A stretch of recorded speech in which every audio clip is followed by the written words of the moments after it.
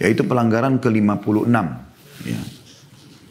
Wanita menyerupai laki-laki, ini bisa berkenaan dengan pakaian, gerakan, diam, berjalan, bicara, atau seorang wanita terlibat dalam pekerjaan yang hanya dilakukan kaum laki-laki.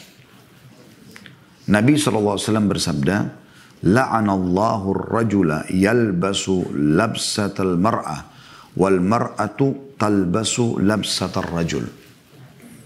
Semoga Allah melaknat laki-laki yang berpakaian seperti wanita dan wanita yang berpakaian seperti laki-laki. Hadis riwayat Abu Daud. Pelanggaran atau kelanggaran yang ke-56 ini teman-teman sekalian, ya, adalah kunci utama untuk menutup pintu homo dan lesbian. Yang dia lebih berat daripada perzinahan. Mereka katakan, kenapa Ustaz mengatakan lebih berat daripada perzinahan? Karena ada perkataan Ibnu Umar atau Ibnu Abbas, salah satu dari kedua sahabat yang mulia ini radhiyallahu anhu majma'in, berkata, orang yang melakukan homoseksual atau sodomi kepada orang ya, itu kalau kepergok dia ketahuan gitu kan, maka dicari tempat tertinggi di kota atau di negeri itu, kemudian didorong dari atas, itu pun setelah itu dilempar dengan batu dari bawah. Mau orang itu muhsan, sudah menikah, atau memang masih bujang tuh. Kalau lesbian gadis. Ya. Jadi zina itu ada hukum rincian. Kalau dia belum menikah, masih bujang sama gadis lalu berzina, na'udzubillah, maka hukumannya dicambuk 100 kali, diasingkan setahun. Tapi kalau dia sudah menikah, ya, semoga Allah maafkan kalau ada masa-masa lalu yang salah tentunya, sekali lagi. Maka untuk semua teman-teman kita ya, kita tidak, mudah-mudahan di sini tidak ada, tapi kalaupun ada, semoga Allah maafkan. Kalau dia sudah menikah dan dia berzina, maka hukumannya adalah dirajam sampai mati. Tapi homoseksual ini tidak, teman-teman sekalian. Ya.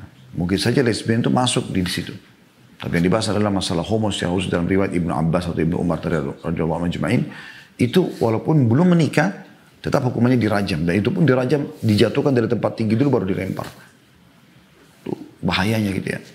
Maka apa yang sedang kita bahas ini adalah kunci utama supaya tidak masuk ke sana. Nah, saya mau berbagi teman-teman sekalian supaya anak-anak Anda selamat dari perbuatan kaum Nabi Lut ini, homoseksual laki-laki sama laki-laki dan lesbian perempuan, maka Anda harus memperhatikan dua faktor, faktor internal dan faktor eksternal. Faktor internal adalah dalam rumah. Dalam rumah. Nah, faktor internal dalam rumah ini yaitu seperti misalnya kasus orang tuanya terlalu teredor atau memang dasarnya mereka pernah melakukan perbuatan itu dan kelihatan oleh anak-anaknya. Ya. Ini parah sekali ya. Atau memang orang tua misalnya punya anak 3 orang laki-laki. Lalu mereka berharap punya anak perempuan. Allah kasih anak keempat, anak perempuan misalnya. Sebuah nikmat yang besar. Tapi dalam hal pergaulan dan pendidikan, dia menyamakan atau membiarkan anak-anak laki-laki 3 orang kakaknya si perempuan ini mendidik adik perempuannya seperti laki-laki. Diajaklah main bola, berantem-berantem, pakaiannya pakai baju seperti laki-laki. Ini bermula dari situ tuh. Nanti dia besar dianggap dirinya laki-laki, maka dia menjadi lesbian. Begitu juga sebaliknya, ini faktor internalnya. Begitu juga sebaliknya kalau seseorang atau orang tua punya 3 anak perempuan, mereka berharap punya anak laki-laki. Lalu Allah kasih anak laki-laki. Anak keempat misalnya anak laki-laki. Ini contoh saja ya. Anda sudah bisa ambil pesan pentingnya di situ. Lalu dia biarkan kakak-kakak perempuannya si anak laki-laki ini 3 orang mengajak si adik si laki-laki atau anak bungsu ini untuk main boneka, rias-rias segala macam. Jadi akhirnya dia tumbuh seperti perempuan. Besar dia nggak suka sama perempuan, dia suka sama laki-laki. Terjadilah homoseksual, kan gitu. Oleh karena itu, di sini dijelaskan ya. Pokoknya semua yang berhubungan dengan lawan jenis kita harus bertolak belakang. Di sini disebutkan, saya ulangi, wanita menyerupai laki-laki. Ini bisa berkenaan dengan pakaian. Kalau itu pakaian khas laki-laki jangan pernah dipakai oleh perempuan, khas perempuan jangan dipakai oleh laki-laki. Gerakan, memang Allah sudah bedakan gerakan laki-laki sama perempuan. Laki-laki lebih tegas, lebih berwibawa, gitu kan biasa. Perempuan lebih lembut, mulai. Diamnya pun, Mungkin diamnya perempuan beda, cara menatapnya, cara diamnya, laki-laki beda. Berjalan, bicara. Ya, banyak orang sekarang menyerupai, bahkan dianggap prestasi kalau bisa menyerupai perempuan. Ya, kayak banci-banci, wa'na'udzubillah. Gitu kan. Atau seorang wanita terlibat dalam pekerjaan yang hanya dilakukan oleh kaum laki-laki. Khusus laki-laki, tapi dia juga di situ. Jadi kayak asing, kok ada perempuan di situ ya. Buru bangunan lah. Atau apalah yang memang khas laki-laki itu. Sampai dalam Islam pun ibadah ada yang dibedakan antara laki-laki sama perempuan. Kayak laki-laki disuruh ke masjid, perempuan boleh sholat di rumah. Gitu kan.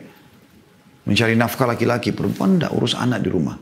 Jihad laki-laki, perempuan tidak. Walaupun mereka masih boleh lakukan itu. Tapi di keadaan tertentu. Tapi ini memang khas laki-laki. Dalam ibadah pun dibedakan. Ada pembedaan di sebagian jenis ibadah kita. Masalah pakaian di sini Nabi SAW melaknat. Laknat artinya berdoa. Nabi SAW berdoa kepada Allah agar diangkat berkah hidupnya. Laki-laki yang menyerupai perempuan atau berpakaian wanita. Dan wanita yang berpakaian laki-laki. Jadi nggak boleh sama sekali. Ya, nggak boleh sama sekali. Beliau juga bersabda, la'anallahu ar-rajalata minan nisa. Allah melaknat perempuan yang berdandan ala laki-laki. Hadis riwayat Abu Daud. Tomboy. Ya, nggak boleh. Rambutnya dipotong pendek seperti laki-laki. Menganggap itu modern. Ngawur ini. Gitu kan. Wanita memang khasnya gemulainya dengan rambut yang panjang. Ya, dengan perawatannya, dengan segala macam. Laki-laki nggak butuh hand body, nggak butuh sunblock. Perempuan yang butuh itu. Kenapa laki-laki mau ikut-ikutan ini? Untuk apa? Kalaupun ada perawatannya dia mungkin sesuai dengan laki-lakinya lah. Gitu kan. Seperti itu. Jadi kadang-kadang ada orang terlalu berlebihan, akhirnya dia tampil seperti perempuan benar. Dan dia bangga dengan itu. Manaudzubillah. Di Indonesia lebih jauh lagi. Sampai pada tingkat mereka operasi kelamin. Dusta ini nggak bisa. Walaupun dia mengatakan diri saya sudah perempuan. Dari mana? Dari mana? Anda banci, Anda operasi kelamin pun tetap Anda laki-laki. Hukum Anda berlaku sebagai laki-laki. Nggak boleh. Nggak ada haid kok. Gitu kan. Nggak bakal bisa hamil. Mustahil. Nggak mungkin. Justru Anda bertobat kepada Allah SWT, kembali kepada Allah SWT. Nggak boleh. Juga dengan perempuan. Harus memang gemulai, harus lembut segala macam.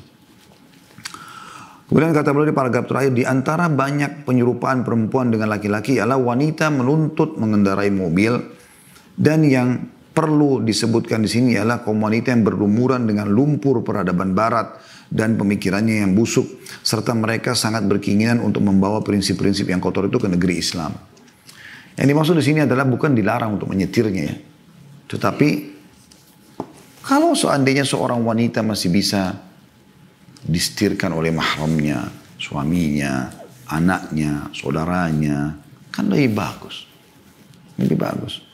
Saya kadang-kadang bingung, kecuali mendarurat Anda tidak ada supir, mungkin beda. Ya. Tapi kalau ada disiapin, kan ada perempuan, saya juga mau nyetir sendiri. Karena aneh gitu. Saya pernah membahasakan ke istri saya pada saat saya mau belajar bawa mobil gitu. Terus saya tanya, kenapa? Oh, saya juga mau mandiri. Loh, saya bilang, subhanallah, kamu sudah dimuliakan menjadi seorang putri di antar. Kok mau jadi supir? Kok terbalik? Tapi kalau seorang single parent misalnya, darurat, dia memang harus, itu beda. Perempuan juga boleh memiliki keterampilan untuk bawa mobil ya. Tapi dipakai dalam hal darurat. Bukan seperti laki-laki sampai ada yang sekarang menjadi supir bus, ya, supir ini dan itu sekarang. Kayaknya kurang etis ya.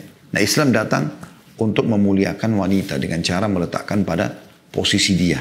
Mulia gitu lah. Memang dia mau nikah ada walinya, ada bekeng lah istilahnya. Jadi laki-laki yang menikahi dia tahu kan, ada laki-laki loh di sebelah saya yang akan mendukung saya gitu. Kan gitu. Kalau ada hal-hal yang buruk ya, seperti itulah. Islam yang menyuruh itu safar, disuruh ada mahram, supaya ada pelindungnya. Karena wanita itu lemah. Tujuannya untuk itu. Ya, itu bahasan kita insya Allah.